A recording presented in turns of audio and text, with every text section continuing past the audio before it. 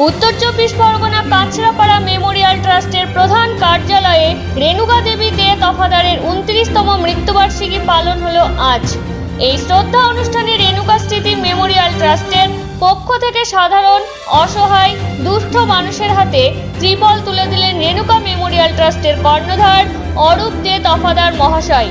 Renuka Smriti memorial trust ভারতবর্ষের প্রতিটা কোনায় কোনায় ছড়িয়ে গেছে। এই মুহূর্তে আমাদের কাছে উঠে এসেছে 18টি জেলায় আজ এই শ্রদ্ধা অনুষ্ঠান পালিত হয়েছে।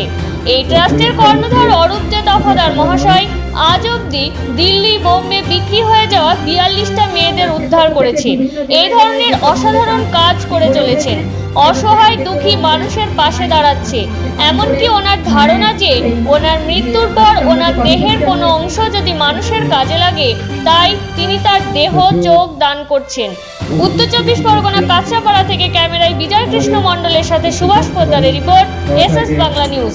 এসএস বাংলা নিউজ সবার সাথে সবার পাশে সব সময় থাকে। রেণুকা স্মৃতি মেমোরিয়াল ট্রাস্ট অরূপ দে তফাদার আমাকে খুবই আন্তরিকতার সঙ্গে আহ্বান জানিয়েছিলেন, তাই আমি ওনার কাছে ছুটে এসেছি। আজকে ওনার যে উদ্দেশ্য আসার আমার, সেটা হচ্ছে ওনার মায়ের স্মৃতি প্রবন্ধন করতে, স্মৃতিতে শ্রদ্ধার্ঘ্য জানাতে। আমার এটা খুবই ভালো উদ্দেশ্য ওনার, এবং ওনার মায়ের নামে যে ট্রাস্ট করতে পারে, তার যে বড় বড় আরও কাজ করবে, এটা কিন্তু স্বাভাবিক।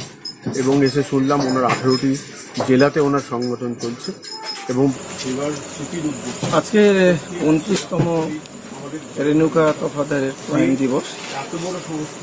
সেই উদ্দেশ্যে স্মরণসভা বলুন, আজকের প্রয়াণ দিবস তার যোগ্য উত্তরসূরি অরূপবাবু মহাশয় পালন করছেন। তৎসঙ্গে সবচেয়ে মহান কাজ তিনি যেটা করছেন, সাধারণত দেখা যায় না। তিনি বিপদগ্রস্ত মানুষ বা যারা অতি গরিব, তাদের কাছে দাঁড়িয়ে তাদের সঙ্গে সহযোগিতার হাত বাড়িয়ে দিচ্ছে, তাদের কিছুটা তো উপকার হচ্ছে।